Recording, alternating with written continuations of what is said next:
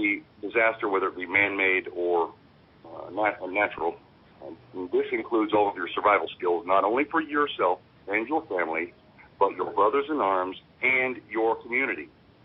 You can't look at people who cannot do for themselves and say they're weak, they're dismissed. No, you must watch out for them. That is your duty as a true citizen and patriot. And last, of course, is foreign invasion. I would be glad to pass this on to Chris and/or Sergeant Dyer if you'd wish to expand on what they believe. Yeah, that'd be outstanding. Have them both come on. That's fine. Stand by. This is Chris. I believe as an individual, you've got to have a lot of intestinal fortitude to do what you're doing. You know, it's hard. It's difficult. I'm 45 years old. 20-year-old kids are going to probably have more strength, more stamina, but very few are going to be as dedicated initially. You're in the ladies' room, right? You've got to have. You have to have a belief system. You've got to know what you want out of this, and you've got to share that with as many people.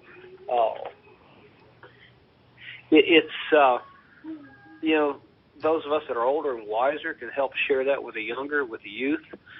They can make up for our aging bodies, but you've got to have your feet just so firmly planted on the ground, because this is going to be hard. It just is. It isn't going to be fun. It isn't going to be pretty. Nobody wants to go through what's going on, but this is just you just have to believe. You know, if you don't believe, there really isn't a whole lot of reason for you to do this. Good points.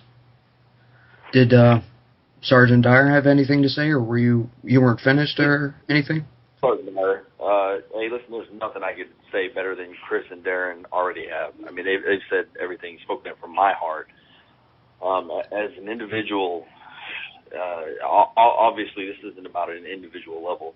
But as an individual, you should be trying to better yourself every single day. Try to learn every single day things that you can to help yourself and your community. As a whole, once again, it's all about helping your community, however you can, in any way that you can. And I can't really put it any better than they already did.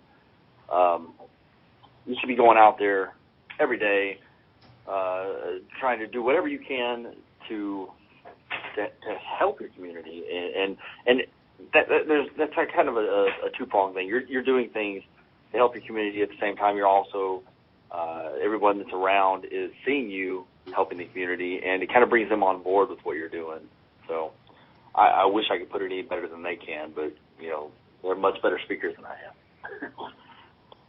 Well, once again, I know I've said it a few times, but thanks again for coming on. It's really great to have you. The next part to the fundamentals of establishing a unit would be understanding how the militia could be used as an effective check and balance. Randy, if you're still on, could you come on in and tell a little bit about how that could be possible without committees of safety, or if that is even possible at all without committees of safety? How what can be possible without the committees of safety? I'm sorry. The militia is being used as an effective check and balance. I don't know how. They can't be. Okay. The militia, since our very history, even before our history, from Magna Carta, the militia, capital M militia, the organized body itself, was always under a civil authority. That was one of the reasons for Magna Carta. We have no civil authority now with the militia. What we have is armed individuals who don't answer to a civil authority. The governors aren't recognizing them. The states aren't recognizing the militias. There's no committee of safety, so who do they answer to? What civil authority do these people answer to? And we have to keep in mind, as a republic, we work through civil bodies, through representative bodies. The Founding Fathers knew this well. In fact, if we look back, this was the reason for the creation of the committees of safety. When the first militia in Massachusetts in 1692 decided that they were no longer going to be subordinate to Governor Andros in Massachusetts because he was just trampling upon the rights of free Englishmen, they turned to the people and they demanded, they asked them, they said, you need to form a civil authority that we can subordinate to. Those people formed the first Committee of Safety. And the militia subordinated to them. The Committees of Safety then told that militia to go arrest Governor Andros. They arrested him, they sent him back to England, and neither the king nor Governor Andros ever once spoke out against the actions of those Englishmen, because it was their right, it was their duty. We kept that when we formed this country as well. And you can see it even after the Revolutionary War. You can see committees of safety engaging in various actions throughout the territories or in other areas where there wasn't a strong governmental presence. The militia in those areas still were subordinate to them, and they still mustered the militia. They rallied, they paid them, they sent them out to do whatever it was. So without them, we cannot truly have militia, because we must have a civil authority that we answer to. This is something that came up. Questions for you, Randy. I was talking about the Committee of Safety and, the constitutional, legal, lawful points behind it, and the moral parts behind Committees of Safety, especially right now. And this person responded by saying, well, where is it in the Constitution? And that's something I wanted you to address. Where is it in the Constitution? It's not in the Constitution. A lot of these things, like I said, they were there long before the Constitution ever existed. Now, if we look at there's a lot of things in the Constitution that are taken for granted in the Constitution. For instance, who does the militia subordinate to? Where does it say that in the Constitution? I think it goes back to... Exactly. It basically calls for the governor. Now, what happens if the governor dies? Is nobody in charge? What we have to do is we have to actually read. And that's the problem we have today, and I'm not directing this towards anybody at all. But we have to read and learn our history. Now, I'll give another prime example for the validity of the Committees of Safety. General George Washington, we all remember him, right? First president, 2 terms. The guy that D.C. and Washington State were named after. He was a member of the Committees of Safety. This is a fact. It cannot be contested. He was a delegate of the state of Virginia to the Continental Congress. Now, the Continental Congress was just the national gathering of the Committees of Safety. Each town sent their delegates up to the county level. The county sent their delegates to the state level. The state sent their delegates to the national level. We called it a Continental Congress. Now, when the Continental Congress formed and they made General Washington the general, or they made Washington the general, there right there shows that civil authority and the subordination first off. As we look back through history, we'll find that the Committees of Safety were responsible for commissioning the vast majority, if not all, of the officers. And if there was a problem with the officers, they would remove those officers as well. They would remove the commission. We see this happening with Washington as well. They gave Washington the commission. Now, what did Washington do as soon as he gathered the militia? First off, he had to go and he had to ask the governors if it was okay for the militia to leave their provinces, their territories. The governors agreed. They sent the militia. Washington then turned around and he subordinated that militia right back to the Committee of Safety again. That's a fact. It's in the history books. We cannot dispute that again.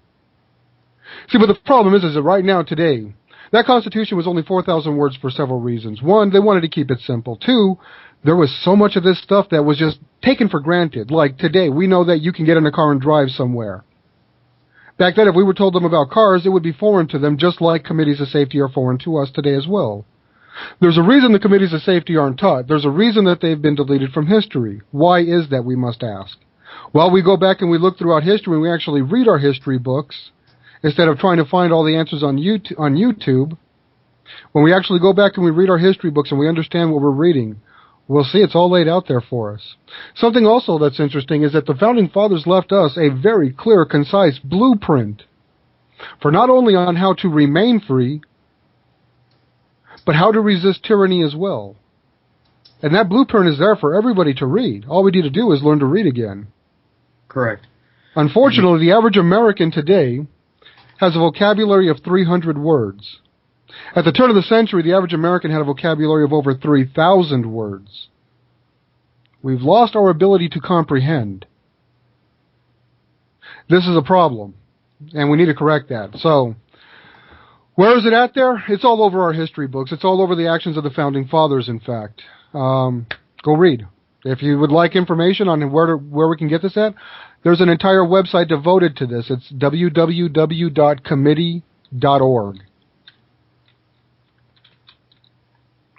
There's documents there from Hancock. There's documents there from all kinds of people.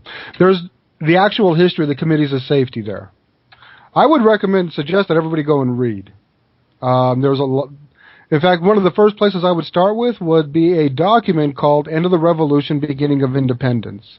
Must read. It is a truly must read. It analyzes the actions of the colonists before before the Revolutionary War up to our independence. It looks at what they did, their actions, the Sons of Liberty, all these people, the committees of safety, all of them, and in the individual founders as well. And it takes us on a step-by-step process of what was going on, what they were thinking, and what their actions were. I would honestly start there for anybody who's truly interested in finding out some real history on the American Revolution and before, and the war that it led up to. Because the Revolution happened long before the war ever happened. That's very true. And, kind of taking a step back here, we were saying that the founders taking things for granted. They almost didn't put things like the second article to the Bill of Rights in there. The rights and they did leave us a blueprint. And they didn't, not just in the Constitution, but also in the Declaration, which is, contrary to popular belief, that is a legal binding document. And any rights that are guaranteed or stated in there are rights that we retain now. Well, of course, but something that goes beyond that, though, is our true founding document. When we look at if we look at the issuance of power, for instance, we say that the Creator created us, and we were given these freedoms, and we were given these rights, these freedoms by our Creator. And they say that the Creator or the created can never be greater than the Creator. So from us, then came the Declaration of Independence. That there is our true founding document. The entire aspect, the entire philosophy of our governmental system and our way of life is spelled out right there. Now, from that document came the Articles of Confederation, which we later replaced with the Constitution. Now, we have to remember these things. These things come in an order. The Declaration of Independence is truly our one founding document, and that holds sway over everything else, including the Constitution, because, like they said, government is not perfect, and government will need to be replaced. Hopefully government never does, but, sometimes government will need to be replaced. And that was what that Declaration of Independence was about. Okay. Well, the committees of safety actually were created to form that. They were the parallel government. When the people said, we've had enough of this, we're done, we're through, they formed their own government. And that was the committees of safety. That's what they were. They were a parallel government. They were not a political body like a Tea Party group or, We Are Change and the Fed. They were not. That is not their role. That was never their role. They were the parallel government. They took over the roles and responsibilities of government the more they expanded. It started off on small local levels in towns. From there, it became a county. They would take over the governmental roles of the county. From eventually it became a province. Eventually the 13 colonies. So that's where they were. And that's how they happened. And that's pretty much it. The very actions of our founding fathers let us know that the militia were not units or organizations unto themselves with the authority to act as they chose and desired whenever they chose and desired. There is hundreds and hundreds and thousands of pages of documentation in 4 books. Actually, Gary has 2 or 3 of them, I believe, maybe even all 4 of them, with actual documents from the committees of safety showing orders being issued to the